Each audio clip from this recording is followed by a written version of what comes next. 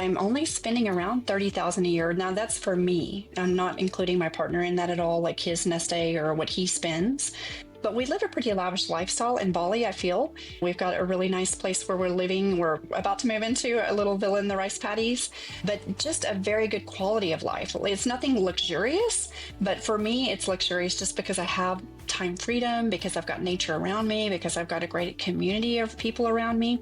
So I am really spending less than 4% a year. And that makes me feel secure, but also I really don't feel like I need anything else. I'm still traveling to the US, I'm traveling to Australia, I'm going to a lot of FI events every year as much as I can.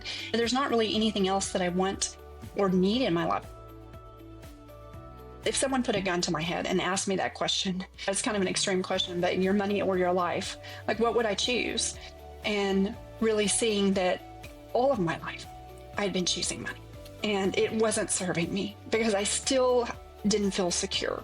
And so really getting clear about what are my values? How do I want to spend my time? What life do I love? And that led me back to my sabbatical years in Bali. And I knew how much my life cost me there. And so I knew that really I was close to being fired there. And I just needed to work a little bit longer. To me, enough means being able to do the things that I love in my life, like having enough in investments where I'm not drawing down too fast on that. So I want to be not drawing more than 4% personally. That just makes me feel secure. I know that Bill Bengen says you can withdraw 5%, but truthfully in Bali, I don't need to withdraw 5%. So there's no point in that. But for me, enough actually looks like on a day-to-day basis, living my life well, exercising, taking care of my physical health, which I feel like so much of my life, I was so focused on financial health to the detriment of my physical health. And so for me, enough is having a community of people around me that I love. Welcome to Catching Up to FI, a podcast on mindset, money, and life for late starters of any age on their journey to financial independence. I'm Bill, and I'm a late starter. I'm Jackie, and I'm also a late starter, and we're your host. We're here to help you on your journey to financial independence, no matter where you're starting.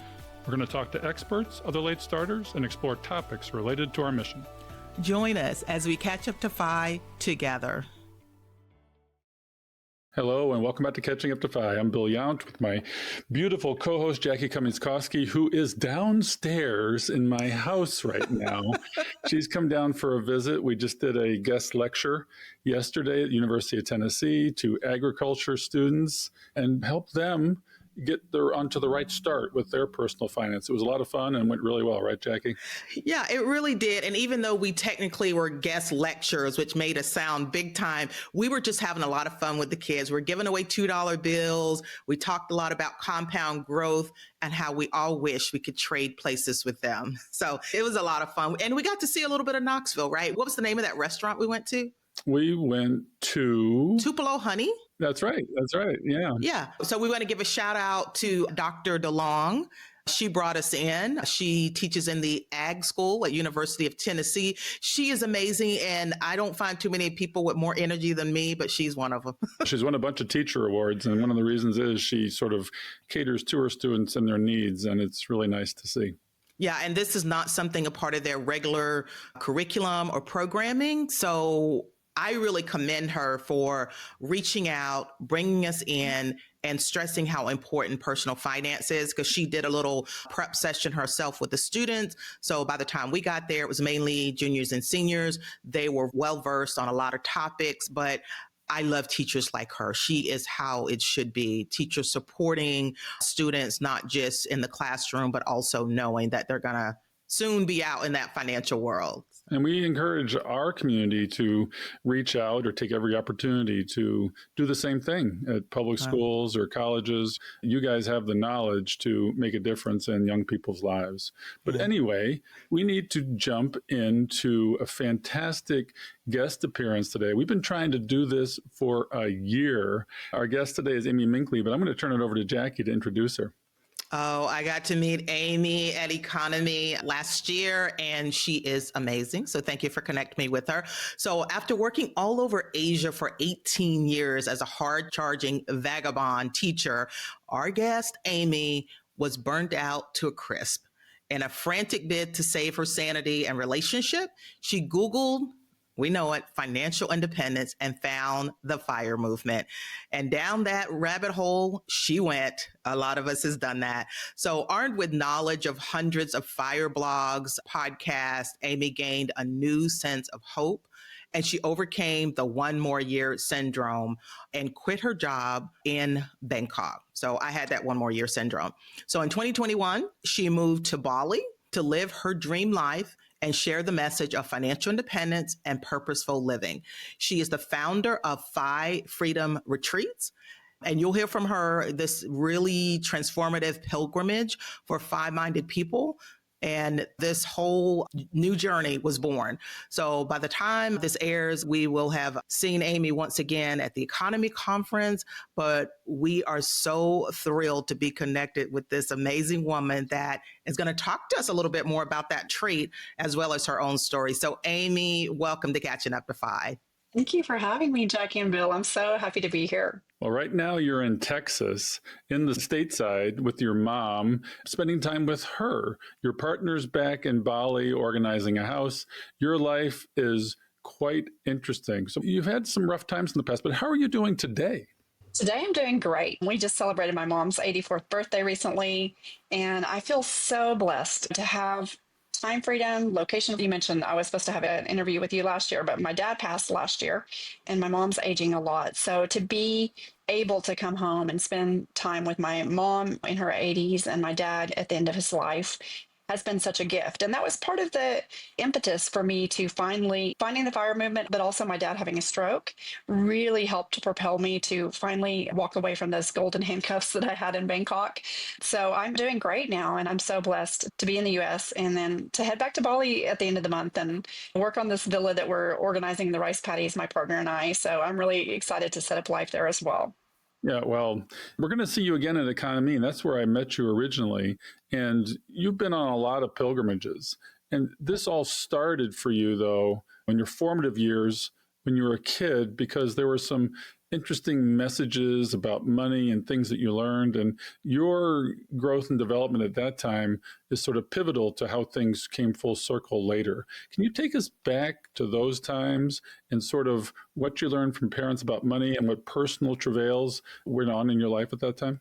Sure. Yeah. When I was a younger kid, I didn't worry about money, but my mom was always frugal. She was a coupon clipper. She was a stay-at-home mom. And my parents had 4 children. I was the surprise at the end of my parents' life, and much younger than my 3 older sisters. So I didn't ever feel any money insecurity when I was much younger, but I just knew that like I wasn't allowed to have brand names. We didn't shop. We didn't eat out much. We didn't go shopping much. She was always very frugal, and I think that came from her parents.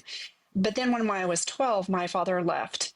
And my parents were married for 24 years. It was quite a shock to the family because I never saw them fight. I didn't know that they were having any issues, but he kind of had the classic midlife crisis where he ran off with a younger woman and he stopped paying child support.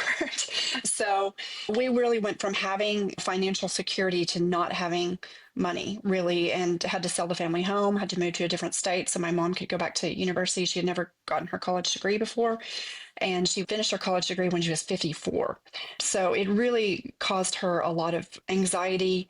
And really, because my sisters were all off at college, I became like almost like a surrogate spouse where I really saw a lot of those money fears that she had. And she was reading a lot of financial books. She didn't really know anything about investing.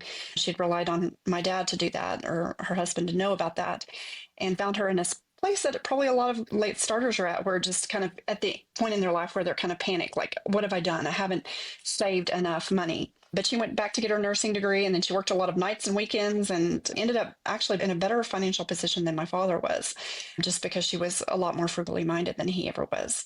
But yeah, that had a huge impact on me because even though I'm the baby of the family, I actually got less support than my sisters. My father had been married to my mother and helped pay for my sister's school. But then by the time I got to college, I needed to pay for that. And I paid my rent and had 2 jobs, and it took me 5 years. But I managed to graduate debt free, and mostly because I went to a state school and I worked as an RA and I just hustled a lot. And it was a lot cheaper when I graduated as well. So really, empathize with students nowadays because it is a lot more expensive than it was when I went to school. But there were a lot of lessons in that too. Like, even though it was a struggle and I lived in yucky apartments that were the cheapest that I could find, I'm so grateful for it because I learned how to budget and I watched every penny. But on the other hand, those same tactics that I had in my younger years did not serve me, especially when I was burning out of my job in Bangkok and I was in that position of always thinking, like, I need more money. I learned as a child, money can disappear overnight. You could be financially secure and then suddenly you're not. And so there was a lot of money fears I had to work through and scarcity mindset issues from my childhood that no longer served me as I came closer to FI. Now, we've talked about money trauma, and it certainly sounds like you had both personal and money trauma, as did your mom. And what's interesting is your story resonates, I'm sure, well with Jackie because it's very similar to her story. And the story of your mother resonates with me because my mom in her 50s had to go back, refresh her nursing degree, and worked until she was 70 in order to be financially independent, which she became. And that's one of the biggest gifts she gave our family. Wow. And, Amy, I'm listening to you talk about your single mom and how resilient she was, and the fact that even though you had a hard time when your dad left, you said your mom ended up doing better than your dad after she pulled it all together. And you got to watch that. Yes. Yeah, she did. I mean, she worked till she was 71 as well, but she worked a lot of shifts. And I mean, this makes me emotional when I think about it, but I just really admire her so much because I know to go back to school that late in life, and she had to do algebra and just her basic prerequisites before she could get her nursing degree. It was so intimidating, but she pulled it off and she did a great job. And I'm so grateful for all the lessons she gave me. And she taught me so much. And even my dad too. I mean, he passed away last year and I have to hand it to him as well because for 25 years, he was kind of in denial about the impact he had on the family. But then later in his life, he came around and he paid her, I think it was $88,000 of back child support that he owed her. Wow. Just after doing the Landmark Forum, a transformational course that had a big impact on his life. And then he apologized to everyone in the family and really, he made it right in the end. And so I'm grateful to him as well. Mm-hmm. That's a beautiful thing. And you made that piece before he passed away and being financially minded. I do think about the mechanics as well. So when you said your dad left and he stopped paying child support, I'm like, well, did the mom ever get back that child support? And she did. So that's great to hear because she had to struggle so hard and she finally got what belonged to her. And I always say parents sometimes will do for their kids what they won't do for themselves. So you very well may have been the motivation for her to work as hard as she did and do what she did to make sure you was okay. And what's interesting is your dad was a lawyer, right? And he was a bit of a late starter and wasn't as financially well off, even though he had much more of a significant income, right? Yeah, and I just want to clarify. I said that he stopped paying child support, but I should be more clear that it was just more sporadic child support. It's not that he never paid ever again, but it wasn't what the court ordered him to pay. So my dad was an adventurous. He was very spontaneous. He would do things like move to Honduras for a couple of years, or then he moved to the Micronesia for a few years. And so he was just changing jobs a lot. He wasn't very detail oriented, so he often didn't bill his clients. He was a very dedicated lawyer, and he was very aggressive in the courtroom. Like, he could argue hard, but he wasn't detail oriented when it actually came to his bookkeeping. And he spent a lot of money. He loved traveling and scuba diving and skiing and that kind of thing. So it's interesting that my mom just was much more meticulous in saving. Yeah, that's interesting because it sounds like you got a bit of a travel bug from him, right? And let's maybe migrate into that because I think I remember that you majored in history and you weren't sure where that was going to go after college, but where did it go? What happened next? Well, truthfully, I just studied what I loved, and I would sit in history classes and just take pages of notes and was lit up and would watch documentaries on TV. So that's what I loved. And at that time, my mom was in college and just too busy to really think about directing me very much. And my dad wasn't as involved as well. So no one came to me and said, well, that doesn't really make much sense to study history, a liberal arts degree. But I studied what I loved, and it ended up working out for me. I mean, it's not always the case for everyone. But I went abroad to Japan to teach English at Japanese high schools. And that was so much fun. And I discovered my love of teaching there. I mean, I was only teaching Japanese kids in government schools, but that time the Japanese government paid flights over, full housing, and I was able to save money. And I was with a lot of young people from all over the English-speaking world, Brits and Australians, and we all lived kind of close together. And it was just kind of an extension of college in a way. But That was a really fun experience. And I was able to save about $20,000. I mean, this was 2005 when I left. So I was there for 4 years. Not a lot of money, but it gave me enough money to travel around Southeast Asia and South Asia and Europe. I spent about 8 months traveling. And then I had still some money left over to go back to grad school. And I was able to get through grad school with only $11,000 of debt because I was working as a graduate teaching fellow and I was living in a co-op. So that was pretty affordable. So it was still really, it didn't have to buy furniture or anything like that. Still really living on the cheap.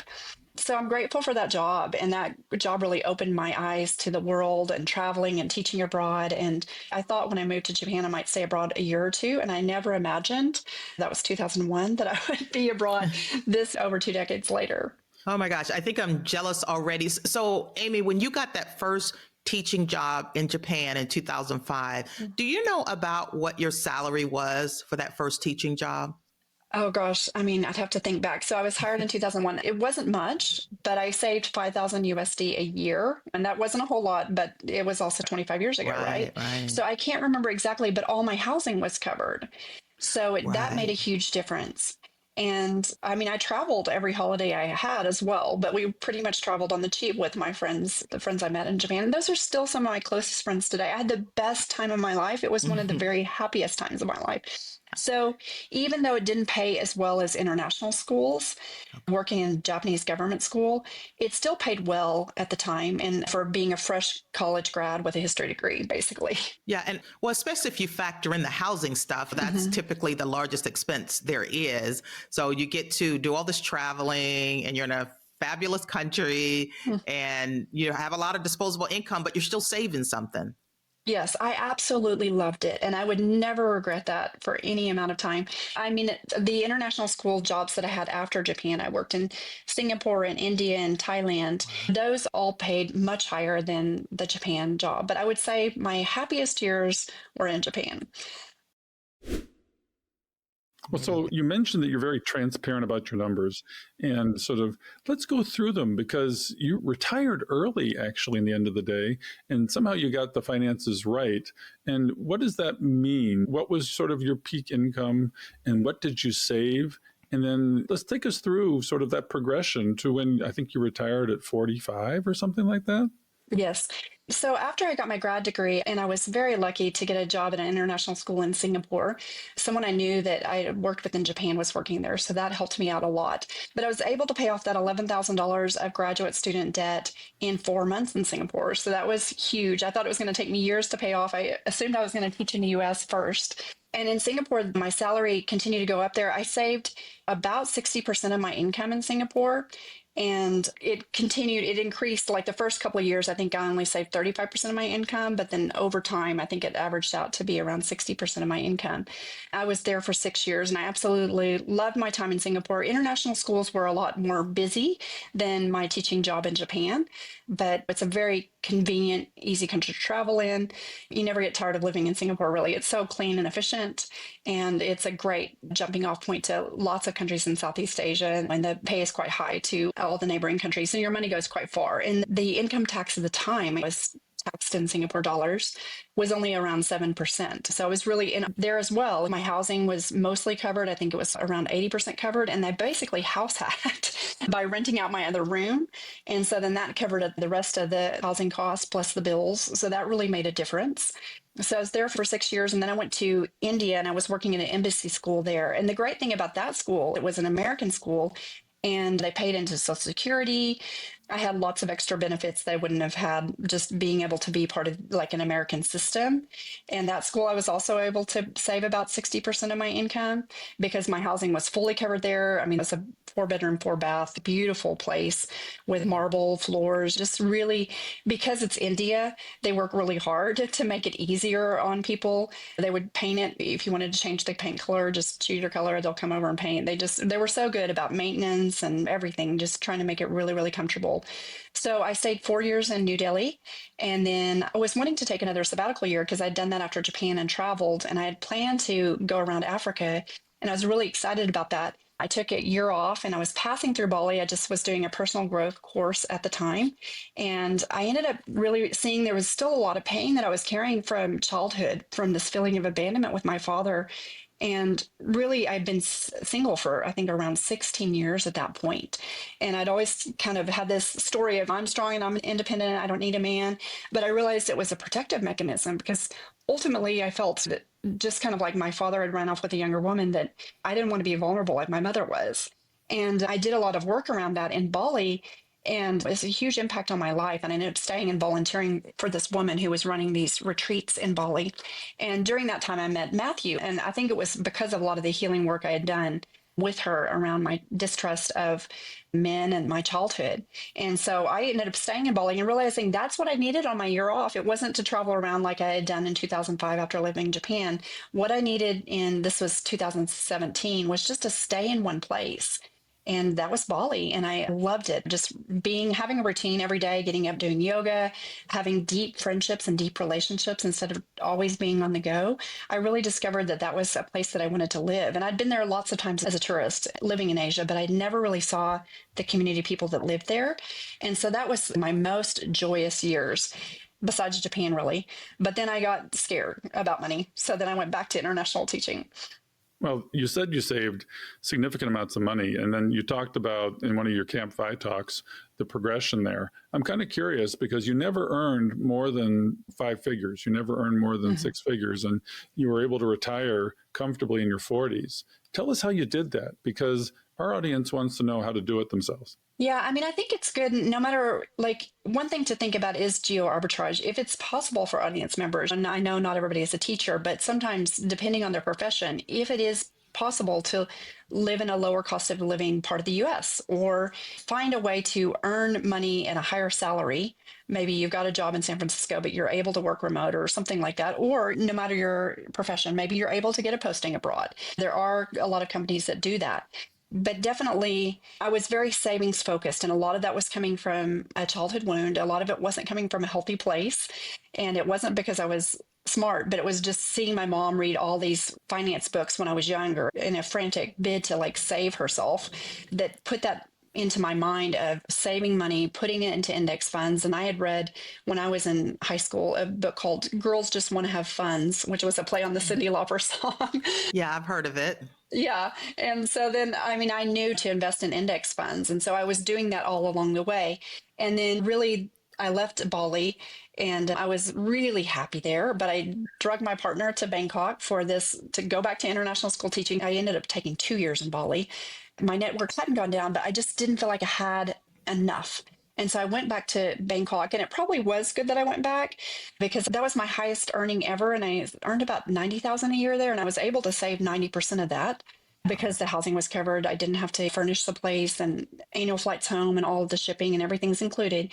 And it was the pandemic. So there wasn't a whole lot to spend money on as well. And I was just trying to get in and get out as far as savings goes.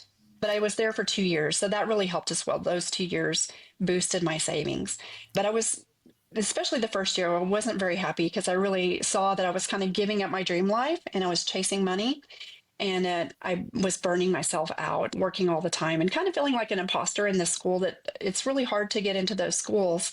And so my whole method for dealing with that is just to work harder than anybody, stay up late, lesson plan all the time. And my partner thought, who are you? I knew you before. You were Bali Amy, you were free and happy. And now you're in Bangkok and you're just a workaholic.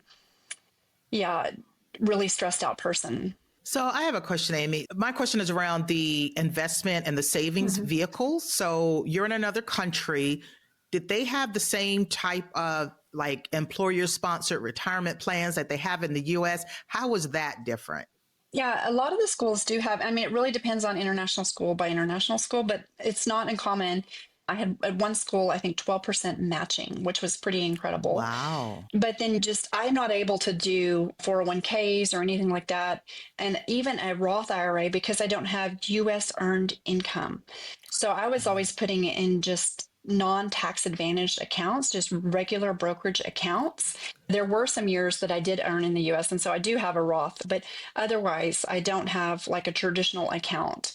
And I have less money in Social Security than most people because other than my 4 years in India and then the years that I worked when I was in grad school and undergrad and high school, I don't have as many high earning years for sure compared to most people that I would have done for Social Security. But you managed to get your credits and you will receive Social Security at that time. I was curious about that. Yeah, I have got my credit. So those are the 10 years, is it? Yes. Okay. Yeah. I mean, I started working at 16 and I worked all through college as well. And then in grad school as well. And then the 4 years in India helped me. And how did it look for taxes living abroad? That's kind of, I'm just curious about how all the money flowed, and how did you pay U.S. taxes, or how did that work? You will pay U.S. taxes on any U.S. income that you have. So your foreign income is excluded. There's a 2555 form through the IRS where you can exclude your foreign income as long as you earn, I think it's less than, I don't know what it is. It goes up every year, but it's around 110 or something $1,000 a year. So you can exclude up to that amount. So I was able to exclude most of my income. And then I had some real estate syndications in the US that I'd also invested in. And so I was only paying taxes in the US on those investments. And as I mentioned, in Singapore, I was having to pay Singapore taxes. But usually, if you pay taxes, there's a dual taxation agreement between countries. So I was paying 7% taxes in Singapore. In India, as part of my job, my employer actually paid my Indian taxes as part of a benefit. So that was a huge benefit. So basically, I'm tax-free other than paying for my real estate syndication tax, but I wasn't having to pay any income tax in India or the US. And then in Bangkok, the first 2 years you're in Thailand, you're tax-free. So, I mean, even though I didn't get to take advantage of those tax advantaged accounts, there were still so many more benefits when you consider the fact that my rent's covered, the fact that my taxes are low, if not anything. Also, just the fact that I haven't had a car for all these years. In Singapore, I took the subway super fast. Thailand, I biked to my school. In New Delhi, I had a driver who would pick me up each day, not like a personal hired full-time driver, but he would just pick me up for school every day. So that's made a huge difference as well. So you had the big three really covered, other than food. You had housing and transportation pretty much covered, which enabled you to get your savings rate to push it up. It's amazing to me that you can do 60 to 90%. That's quite incredible. And still take sabbaticals, travel the world. You've led an incredible life. Yeah, thank you. And I guess I just want listeners, when they're listening to this, to feel like it's easy to maybe think, well, I have had a lot of advantages, and everybody's circumstances are completely different. So whatever circumstances they have in their life, whatever levers they can pull, maybe it's going to a lower cost of living area, or maybe it's figuring out a way to save some money in some area, or maybe it's increasing their income somehow, just to pull whatever levers they have. I have had some incredible advantages, but I'm so grateful to be able to live abroad, and I wouldn't have changed it for anything. When you got to retirement and you invested, I presume, probably 100% stock index funds for a while, what did your nest egg look like, and how did that compare to the cost of living where you were living, your 4% rule? Yeah, I'm spending less than 4% a year now. So right now, I think my current net worth is around 1.2 million, but I'm only spending around 30,000 a year. Now that's for me. I'm not including my partner in that at all, like his nest egg or what he spends. But we live a pretty lavish lifestyle in Bali, I feel. We've got a really nice place where we're living. We're about to move into a little villa in the rice paddies, but just a very good quality of life. It's nothing luxurious, but for me, it's luxurious just because I have time freedom, because I've got nature around me, because I've got a great community of people around me. So I am really spending less than 4% a year. And that makes me feel secure, but also I really don't feel like I need anything else. I'm still traveling to the US, I'm traveling to Australia, I'm going to a lot of F.I.R.E events every year as much as I can. There's not really anything else that I want or need in my life. I'm still going to yoga every day and doing classes. I do most evenings. There's some kind of activity I'm taking part in. We're eating out almost all of our meals, but it's pretty affordable there. Certain things have gone up in Bali, like housing in particular, but most other things there are very inexpensive. I've got a scooter, I've got gas for my scooter, and eating out, all of those classes and everything like that, that is not expensive. So the average cost of living there is still a lot lower, and the quality of life there is very good. Well, Amy, let's take a minute and talk about sort of your turnaround point, because you talked about the trauma and you were a great saver, you were very frugal. But at some point, you started putting the pieces together to say, wow, I'm at the point where I can become financially independent. I can stop working. Like, when did that light turn on where this financial stuff started making sense for you? I think when I was really burning out in Bangkok, and it was during the pandemic, and I was feeling quite isolated and going into overwork to feel worthy, basically, I was feeling insecure and how many more years do I need to do this job? And that's when I found the FIRE movement. And really reading Vicki Robbins' book, Your Money or Your Life, really made a difference to me. I mean, really thinking about if someone put a gun to my head and asked me that question, it's kind of an extreme question, but your money or your life, like what would I choose? And really seeing that all of my life, I'd been choosing money and it wasn't serving me because I still didn't feel secure. And so, really getting clear about what are my values? How do I want to spend my time? What life do I love? And that led me back to my sabbatical years in Bali. And I knew how much my life cost me there. And so, I knew that really I was close to being fired there. And I just needed to work a little bit longer. I really did 2 years there. And I was initially only going to do 1 year, but I did get one more year syndrome and I did a second year. But that really helped secure me. And I was also teaching summer school when I was there too. So I was trying to pull those levers. But yeah, thankfully the FIRE movement really saved me. And then seeing my father had a stroke during that time toward the end of the second year. And that was kind of like, okay, no more. I'm ready to be able to spend more time in the US and to go back to Bali and live that dream life that I've had before. So how did you figure out you're enough? And what does enough mean to you? To me, enough means being able to do the things that I love in my life, like having enough in investments where I'm not drawing down too fast on that. So I want to be not drawing more than 4% personally. That just makes me feel secure. I know that Bill Bengen says you can withdraw 5%, but truthfully in Bali, I don't need to withdraw 5%. So there's no point in that. But for me, enough actually looks like on a day-to-day basis, living my life well, exercising, taking care of my physical health, which I feel like so much of my life, I was so focused on financial health to the detriment of my physical health. And so for me, enough is having a community of people around me that I love. There's wealth in so many ways beyond just the finances. It's financial wealth, but also physical health and well-being and the community that's brought to me in those ways. And then be able to pursue my passions. Wow. So at last year's, well, it would have been, was it the 2024 economy? You did this breakout session with Brad Barrett talking about the 1 more year syndrome. Got some amazing reviews. I heard people talking about it. So can you chat with us just a little bit on what you discussed in that session? Well, the brilliance of that session was really we gave people a lot of time to talk to each other. And that's what I bring into my retreats too, is a lot of discussion. There's a lot less lecturing and people up talking to us, but more time to journal, talk to your partner, get in accountability groups, make a plan for your life kind of thing. And Brad and I, we've done that session 2 years in a row, and we kick it off by telling our own 1 more year syndrome story, which Mina just briefly mentioned that I was going to Bangkok for 1 year. Actually, signed up for a second year contract, decided to pull out of it because I was really miserable, and then re-signed up for it again. So I had a pretty extreme 1 more year syndrome, and it was very embarrassing for me at the time to like break a contract, and then they still wanted me back. And so luckily I was able to go and end up finishing that second year. And that second year ended up being much better. But we both told our 1 more year syndrome story really quickly. And then we gave people a lot of time in small groups of 4 people to share about what were their struggles. And not only struggles, like what was holding them back, what was their obstacle toward pulling the retirement plug, and then what was their dream, really getting excited about what does their best year look like. What is the opportunity cost of continuing to work? Because I know for myself, I would always focus on, well, I'm able to save 90% here. I'm able to save this much money. And this is the money I'm losing if I don't work. But what I wasn't focusing on enough, and I think a lot of other people in that session were not focusing on enough, is like, what is the opportunity cost? And what are the passions that I'm missing? What are the people that maybe my parents who are aging or my children that I'm not getting to spend time with? What are the trips that I want to take? So we really gave them a lot of time to not only talk about obstacles, but also dream together. And then a lot of them did create some accountability groups and think about checking in with each other later and make some commitments if they were ready to pull the plug sooner.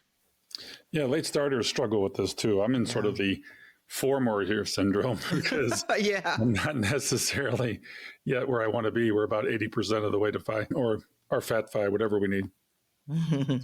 So it is a reality, and burnout is a reality. We've had shows on burnout, and you hit burnout pretty hard.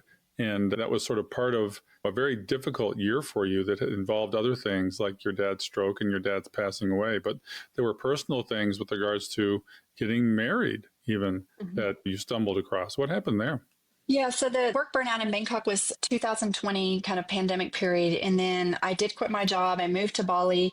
I was going between Bali and the US because my dad's health still wasn't very good. I started the Five Freedom Retreat. All of those things happened.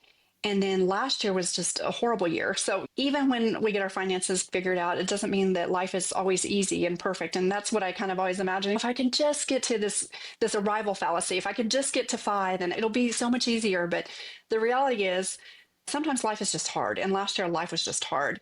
So my father passed, and I spent a lot of time in the US toward being with him toward the end of his life, caregiving, and then settling his affairs and funeral and going through his personal belongings. And I was in charge of his finances. And that took a lot of time. And I got back to Bali with only 2.5 months to plan my wedding. And I thought, I can do this because I plan events in Bali, so that'll be no problem. And my mom suddenly decided she wanted to come, which I was excited about, but she's 84 and chronically dizzy, and she has rheumatoid arthritis, and it's a long journey for her. And it added more anxiety to the wedding. And the wedding venue we paid for wasn't really suitable for her. So I was trying, my sister had booked her a flight, and it was a surprise to me, but she wasn't in business class, which I feel like she needed at her age and with her health issues. So I spent a lot more time trying to get her a mobility scooter, trying to get her in business. And I was really planning the wedding up until the last minute. And then I got dengue fever before the wedding. So it was a combination of a lot of bad factors kind of compounding at once, and really allowed me, or it let me spiral into a mental health crisis. And I say allowed me because there was a lot of benefits to that. But at the time, it was horrible. I mean, I wasn't able to function. I was still trying to get the wedding together because people were flying in and they were landing and the wedding wasn't planned. And I was pushing myself. And I've always been a hard worker, and I've always been someone who pushed to kind of get through, but pushing myself to go out and do things. And I was driving my scooter in unsafe ways, trying to get this wedding together. And I couldn't even meet up with guests. And I had to cancel the wedding really right before she flew. That was my biggest concern. And so she didn't fly, but I wasn't able to really see most of the wedding guests. And that caused me a lot of shame that many people would travel that far to see me get married and spend their hard-earned time and money to come see me get married, and I couldn't see them. But it was too many things all at once. And I think really a lot of grief from my dad's passing that was unprocessed. And then that brought on a lot of anxiety about my mom. But and at her age, it just made me realize how precious life was. So it wasn't an easy period. If money is a tool, did it help you with these travails? It did. It did. I mean, it didn't solve everything, but it helped me a lot because I threw money at the wall. So I got a lot of different therapy, and I went through a lot of different therapists, and I feel like the very best in Bali. And there's great people from Europe and Australia and really amazing people there. It's kind of the number one place that people come in the world for personal growth and healing. So I went through a lot of different therapists, paid for a wedding that I didn't actually have. So last year was a very expensive year for me. I definitely spent more than $30,000 last year. So it wasn't my average spend. But just knowing that I didn't have to get up and go to a job, like I couldn't have done it because I lost the ability to function there for a while. Like I was in such a state of high anxiety that my brain wasn't operating. I wasn't sleeping. So it is such a gift because I can't imagine going through something like that and having to work every day. I couldn't have done it. I would have lost my job. Well, Amy, I'm sorry about your dad. And I think it's beautiful the way you made progress with your relationship with him, because I know that must have been hard, but it sounds like at the end, things were at a much better place. And as far as your partner, what's the status of the wedding right now? Well, I mean, it was a hard year on both of us. And I thought that it felt like my whole life was falling apart. Like I wasn't able to call my mom, my relationships to my family, I really isolated. And I think that maybe for me, when I'm really suffering, I don't want to reach out to anybody. And so really during that time, my partner was kind of my sole source of support and caretaking. And so that was really hard on him. So we've been through it in a relationship, but we've stuck together. We made it out the other side. We're going to get married next year. And I'm so excited. Congratulations. So, yeah, congratulations. Yeah. I want to hear about this Five Freedom Retreats. You've mentioned it a couple of times. What motivated you to do this? And then how does it look to somebody that comes? And what kind of response have you seen? Yeah, thank you. I mean, I was motivated during the pandemic, working in Bangkok, feeling a sense of burnout, going down the rabbit hole with all the F.I.R.E podcasts, hearing about economy and Camp-FI in the US and thinking about there's nothing on this side of the world for community. And I know there's a big F.I.R.E community in Australia, New Zealand, and Asia. And I wanted to create an opportunity for people not having to fly all the way to the US to attend a F.I.R.E event, because I know there's so much value in multi-day events. A lot of times people don't get vulnerable with their numbers until they've been together for multiple days, that they'll really ask the harder questions and get the support they needed. And then I went to my first Camp-FI, and I really remember that so well. It was a Camp-FI Southwest, and Alma, who's just a saint, stayed up late with me, counseling me through my money fears. And several people talked with me that weekend about my numbers. I just left my job in Bangkok, and helped me to feel a lot more secure about where I was. And so going to these events in the US furthered that idea that I had in Bangkok, that flame, that desire that I had to give back to the community, to create an opportunity in Asia and Australia, and then also to bring Americans over to that side of the world. Because I know for myself, moving to Asia or living in Asia, traveling in different parts of the world has opened my eyes so much to different ways of living. There's something about going to a new place and being in a totally different culture that really gave me a whole new view of the world. And so I also wanted an opportunity for Americans to come over to that side of the world. So really, this was a passion project. And then also, I really wanted the Balinese people to benefit. And I've met some of my closest friends in Bali. I've got great expat friends from all over the world who live there long term, but also incredible Balinese people. And they're so warm and giving. And so I really wanted to create an event that would benefit them. So I always have two Balinese speakers that share a spot in my retreat. They share one speaking spot, and they share what they're doing in Bali to lift up the society and the culture.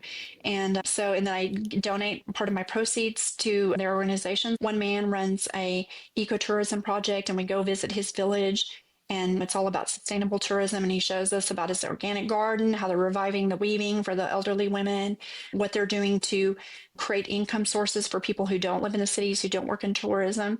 And he's an incredible leader. He's the village chief. They live in kind of tribal societies. And then another woman who is working with domestic violence victims, and she's already helped 1,000 women escape domestic violence and 300 special needs kids. She's basically helping all the people who fall through the cracks in Bali where they don't have good government support. Tell us about that charity, because we want our audience to support that. And you've raised significant amounts of money for this. And give us the name, where they can find it, and maybe a little bit more about it. Yeah, her name is F.I.R.E, and she's just the most inspiring woman to me. And even talking about her, it makes me emotional because her childhood was so difficult. And she grew up in really abject poverty, really struggling to have rice to eat. And even the neighbors were telling her parents to sell her and her sister off to prostitution when they were young girls. But she wasn't sold off into prostitution, luckily, but she was married at a very young age, and she faced domestic violence as a young woman and ended up escaping that. But in the Balinese society, the man keeps the child because it's patriarchal. And so she's really had her own struggles. But through all that, she's really got a passion to help women escape domestic violence. And so she started the PKP Community Center in Bali, and it's really a refuge for women and children and special needs kids. There's not special needs schools in Bali. So a lot of times parents may have a special needs child, but they can't care for them if they've got to work. And sometimes these kids are just like locked inside the house all day. And so she's doing so much to support women and children in need. And so last year, I always donate part of my proceeds the last 2 years, but I'm always committed to giving away a free ticket. And so I raffled off a ticket, and this was Rachel Richards' idea. I'm super grateful for her to raffle off a ticket. And I just was so impressed with the F.I.R.E community. And this community is so generous and caring and really focused on giving back. And I got back from after my retreat, and we'd raised some money on the retreat, and I'd given her some money as well. But I realized that she had this land payment to make that was due at the end of the year. And she was still $21,000 away from making this land payment. And she was going to potentially lose her down payment that she'd already paid to him if she didn't make the payment. And so, yeah, Rachel had the idea of raffle off a free ticket. And I was just going to raise awareness otherwise, but this was a better way to do it. And we ended up raising $22,000 in 2 weeks' time, just before the end of the year. And then we put the raffle up, and I recorded the whole thing. And David and Ashley Robinson, who've been to my retreat 2 years in a row, won it. So they get to come to F.I.R.E Freedom Retreats again, and they're going to do it next year. They're not going to come this year because it doesn't work for their schedule. So anybody who enters the raffle, they can choose which year they want to come. But I want to do that every year because even now that she's got the initial piece of land, she's wanting to create the special needs school and she's got a building project to do. So it's going to be an ongoing thing. So we'll have her come and speak at this year's retreat again. And I want to continue to support her. Wow. That kind of partnership is incredible. I mean, Yeah. it makes what you're doing with Five Freedom Retreats sort of even more impactful than just a sort of pilgrimage for folks to launch their own self-discovery. Giving back is a big part of the Five movement. And I'm glad to see that your community feels so passionately as you do about this PKP center. Yeah, so meaningful. So you mentioned Rachel. So what are the dates for 2025? You're doing 2 retreats this year, is that right?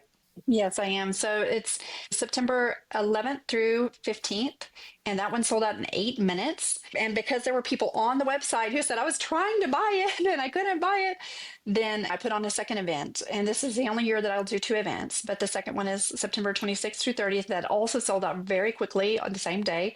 So I will do an event next year, and that'll also, September is the perfect month in Bali. It's the end of the tourist season, and it's also good weather. So we're planning for the 5th, I think next year it's September 11th through 15th. So if listeners are interested. Yeah, I was about to say, if they want to get on the list, what do they do? Yeah, they should go to my website, Fi Freedom Retreats with an S, so FIFreedomRetreats.com, and go down to the mailing list because it will sell out very quick, especially given I'm only having 1 retreat from now on every year. So I would highly suggest that they get on the mailing list, and that way they'll know as soon as tickets launch, and they do need to really be online exactly the time tickets launch. And you have about 50 people come to these retreats, right? Yes. Yeah. And the thing I love about it too is when we go to Australia to see my partner's family every year, we go to the F.I.R.E meetups there as well. And so I'm really trying to create diverse events with last year, I think we had 12 Aussies, 5 Canadians, 2 Indonesians. And this year we've got some Kiwis coming. We've got more Aussies, of course, more Canadians. And so I'm really trying to create a very diverse event. So that's what makes it nice because even when I went to Australia, I went to a meetup and there were 9 people from Five Freedom Retreats there.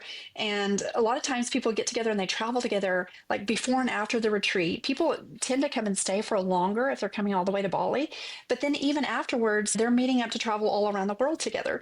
So it's because we spend more time together. It's not only the 5 days of the retreat, but it's the pre and post events. And then we go to an island and people really develop strong friendships and bonds, and they really continue to stay in touch and have their accountability groups and travel together. So that's what's really makes it nice is it's international, it's very travel-minded people, and it's a lot of people who are really trying to live their best life.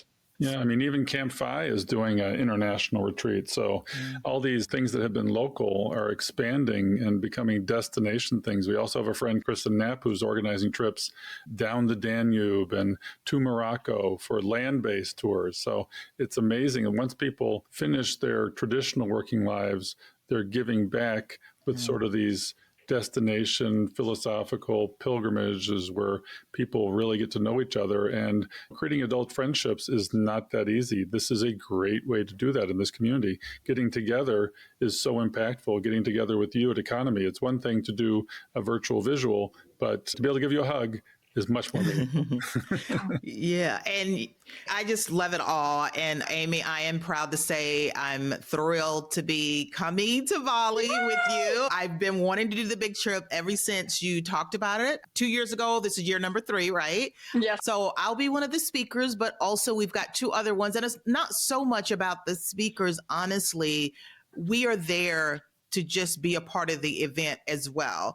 And so you mentioned Rachel, I think it's Rachel Money Honey. So she's going to be there as well. This is her second time. Yes. Yeah. And who's the other one? Doc G is at the second event with you.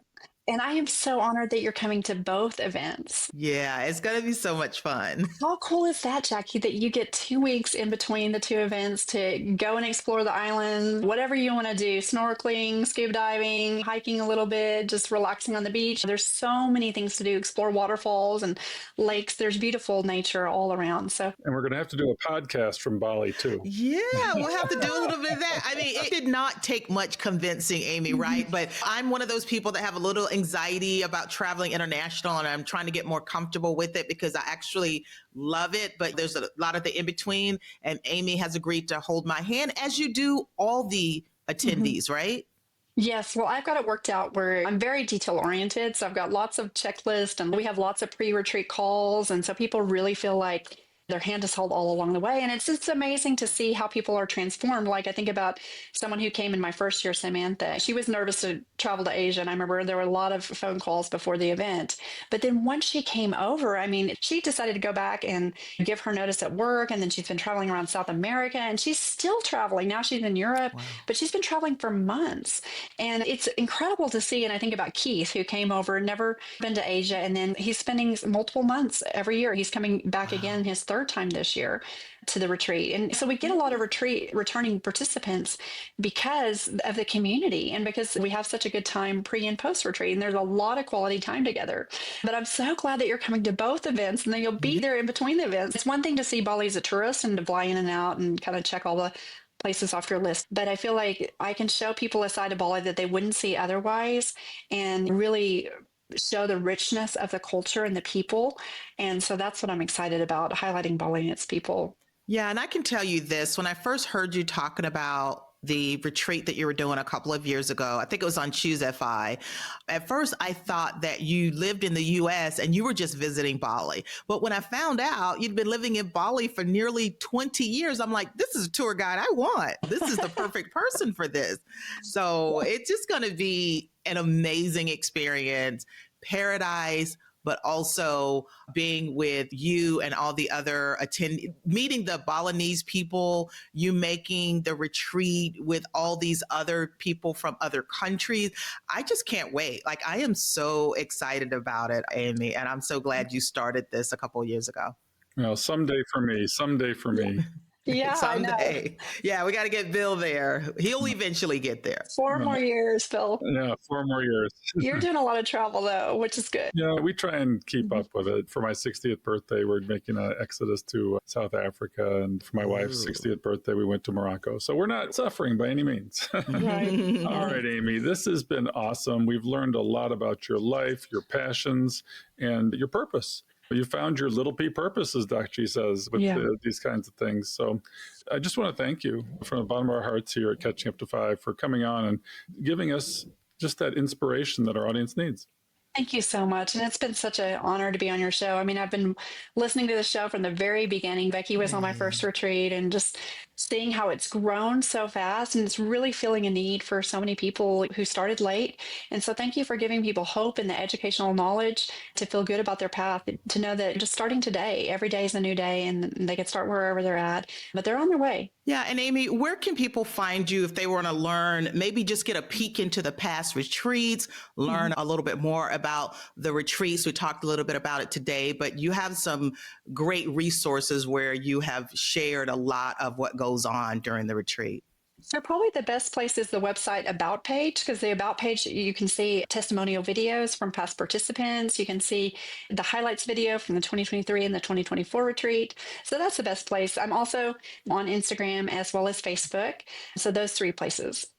All right. Well, it's been a great show. We look forward to seeing you in the very near future. And maybe you'll come to Knoxville just like Jackie one day. I would love it. I would love it. Well, you're always welcome. Well, when we have guests, I actually cook something good. It's not quick. It was very good. I made cornbread this time for Jackie. Oh, I love cornbread. Giving some of that Southern flavor. I know, right?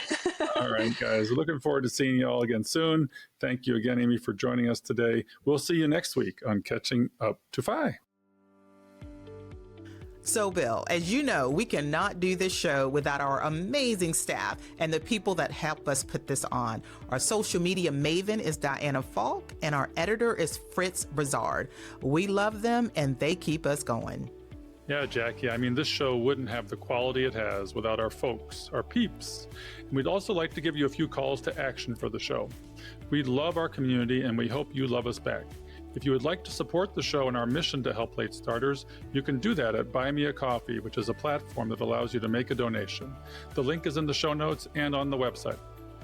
Check out the show notes for resources mentioned in today's show. Also, head on over to our website at catchinguptofy.com and check out our vetted resources, partners, and affiliates for discounts and their services, because we love sharing great deals. Please share the show with others and head on over to our Facebook community to help us grow. If you prefer video, head on over to YouTube and watch the show there. We hope you've enjoyed this episode of Catching Up to FI. We would appreciate it if you could also leave us a 5-star review to help our message reach others. And while we are financial educators that love to teach, remember that our content is for general education and information purposes only. We are not providing financial, legal, or tax advice. Always do your own research or consult a professional before making important decisions. So, Jackie, we'll see our audience next time on Catching Up to FI. Cheers.